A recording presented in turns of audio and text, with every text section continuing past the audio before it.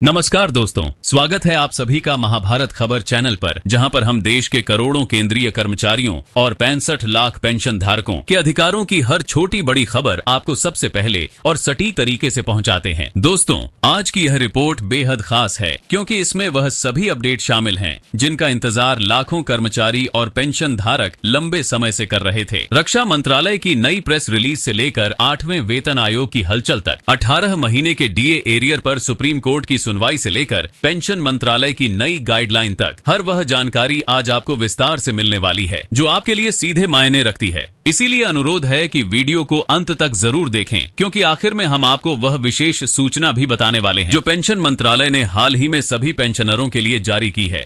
दोस्तों, सबसे पहले बात करते हैं देश के सबसे बड़े रक्षा मंत्रालय की नई रिपोर्ट की। नवंबर 2025 में रक्षा मंत्रालय ने एक नई प्रेस रिलीज जारी की है जिसने लाखों रक्षा पेंशनरों के दिलों में उम्मीद की नई किरण जगा दी है। मंत्रालय के अनुसार अब तक कुल 31.54 लाख रक्षा पेंशनर स्पर्श यानी स्पार्श पोर्टल से जुड़ चुके हैं। इसमें भारत के साथ साथ नेपाल के पेंशनर भी शामिल हैं। यानी अब यह डिजिटल प्लेटफॉर्म दो देशों के पेंशनरों के लिए जीवन रेखा बन चुका है। यही नहीं, मंत्रालय ने यह भी बताया कि अब तक कुल 6.43 लाख शिकायतें प्राप्त हुई हैं, जिनमें से 5.6 लाख शिकायतों का सफल समाधान किया जा चुका है। यह न केवल एक तकनीकी उपलब्धि है, बिल्कुल यह इस बात का प्रमाण भी है कि सरकार अब पेंशनरों की समस्याओं को प्राथमिकता पर रखकर हल कर रही है। दुराकारी, आपको यह जानकर गर्व होगा कि शिकायत निवारण दर अब 87% से अधिक पहुंच गई है। पहले जहां एक शिकायत को निपटाने में औसतन 56 दिन लगते थे, अब वह घटकर केवल 20 दिन रह गया है। यह इस बात का संकेत है कि सिस्टम में पारदर्शिता और गति दोनों बढ़ी है। रक्षा मंत्रालय ने दावा किया है कि स्पर्श अब दुनिया की सबसे बड़ी डिजिटल पेंशन प्रणाली बन चुकी है,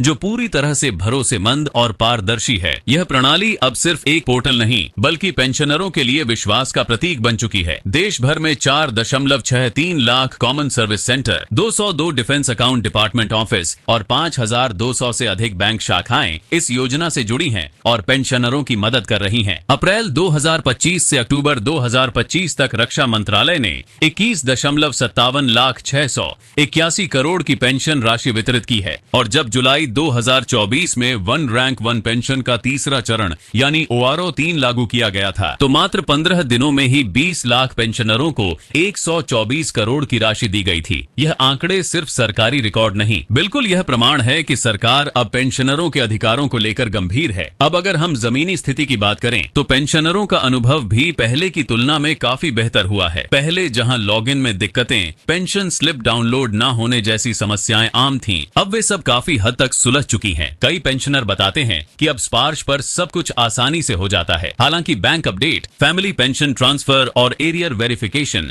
जैसे कुछ मुद्दे अब भी बने हुए हैं, लेकिन रक्षा मंत्रालय ने स्पष्ट कहा है कि फरवरी 2026 तक इन सभी समस्याओं का समाधान कर लिया जाएगा। इसके लिए हर राज्य में स्पर्श आउटरीच कैंप और पेंशन समाधान शिविर आयोजित किए जा रहे हैं। मई 2025 तक कुल 2011 आउटरीच कैंप और 193 समाधान शिविर आयोजित हो चुके हैं। इसके अलावा 12 और 13 नवंबर को बेंगलुरु के PCDA ऑफिस में डिजिटल लाइफ सर्टिफिकेट कैंप आयोजित किया जा रहा है, जिसका समय सुबह 10 बजे से शाम 5 बजे तक रहेगा। साथ ही 7 दिसंबर 2025 को बेलगांव में एक्स सर्विस रैली के साथ एक आउटरीच कैंप भी आयोजित होगा। अगर आप इनमें से किसी इलाके में रहते हैं तो जरूर हिस्सा लें, क्योंकि यहाँ पर आपकी हर पेंशन से जुड़ी समस्या का समाधान मौके पर किया जाएगा। अब बात करते हैं उस विषय की जो इस समय हर सरकारी कर्मचारी और पेंशनर के दिल में है, 18 महीने के डीए एरियर का मामला। यह सिर्फ एक मुद्दा नहीं, बिल्कुल करोड़ों परिवारों की उम्मीद है। जब देश में कोरोना महामारी आई थी, तब अप्रैल 2020 से जून 2021 तक केंद्र सरकार ने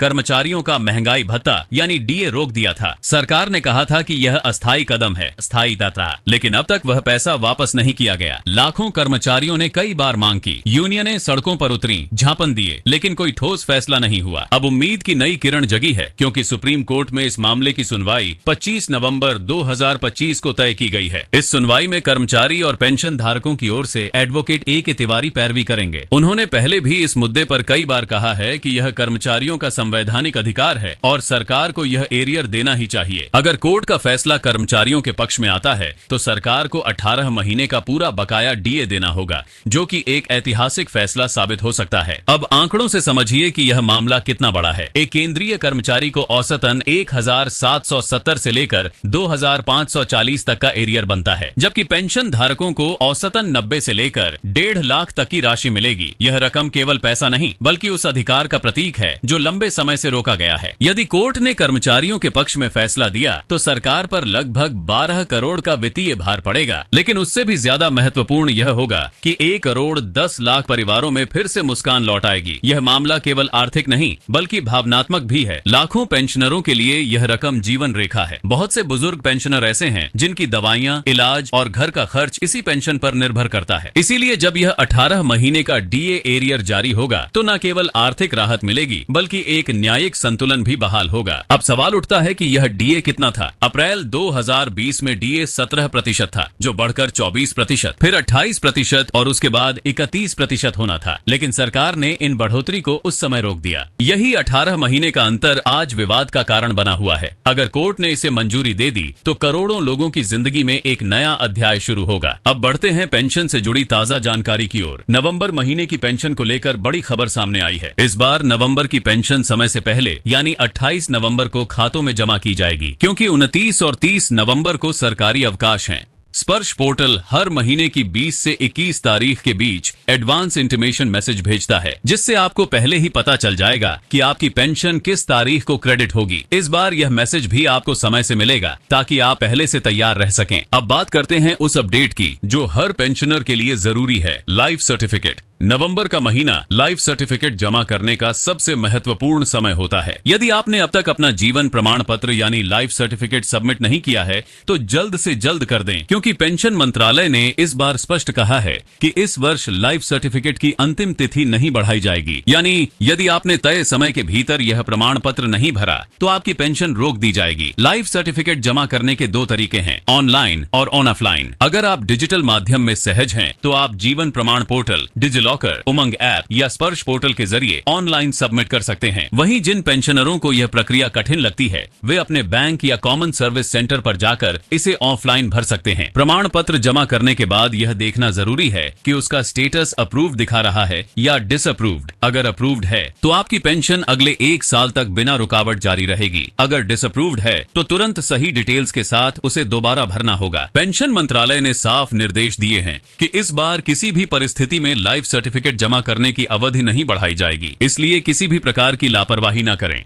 हर साल लाखों पेंशनर केवल इस कारण से पेंशन से वंचित हो जाते हैं कि वे समय पर लाइफ सर्टिफिकेट नहीं भर पाते। दोस्तों, अब बात करते हैं 8वें वेतन आयोग की, जिस पर पिछले कुछ महीनों से चर्चाएं तेज हैं। सूत्रों के अनुसार वित्त मंत्रालय और कार्मिक मंत्रालय के बीच कई राउंड की बैठकें हो चुकी हैं और कर्मचारियों के वेतन संरचना पर विचार चल रहा है। हालांकि आधिकारिक तौर पर आयोग की घोषणा अभी नहीं हुई है, लेकिन यह चर्चा जरूर चल रही है कि अगले बजट से पहले इस पर कुछ ठोस संकेत मिल सकते हैं। कई कर्मचारी संगठनों ने मांग की है कि इसे जनवरी 2026 से लागू किया जाए, ताकि 7वें वेतन आयोग के 10 वर्ष पूरे होने के बाद नई सैलरी संरचना प्रभावी हो सके। मंत्रालय का रुख भले ही फिलहाल अध्ययन के चरण में है, लेकिन इस दिशा में कदम बढ़ रहे हैं। कर्मचारियों के लिए यह उम्मीद का समय है। यदि आयोग का गठन हुआ तो महंगाई भत्ते,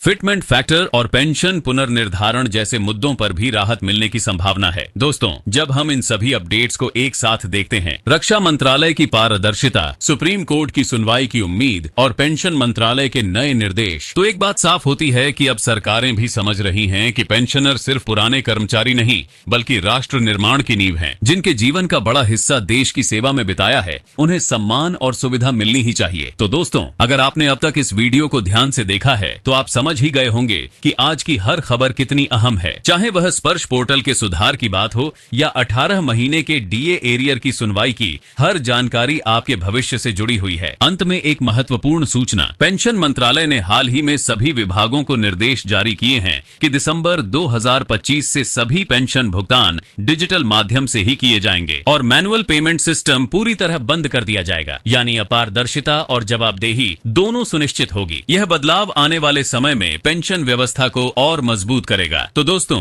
यह थी आज की पूरी रिपोर्ट, लंबी, गहराई से भरी और आपके लिए बेहद उपयोगी। अगर आपको यह जानकारी मददगार लगी हो तो वीडियो को लाइक करें, नीचे लाल कलर के सब्सक्राइब बटन को दबाकर महाभारत खबर चैनल को जरूर सब्सक्राइब करें और बेल आइकन को दबाना न भूलें, ताकि आपको सरकारी कर्मचारियों और पेंशन धारकों से जुड़ी हर सटीक खबर सबसे पहले मिलती रहे। मिलते हैं अगले वीडियो में नई जानकारी और उम्मीदों के साथ। जय हिंद, जय भारत।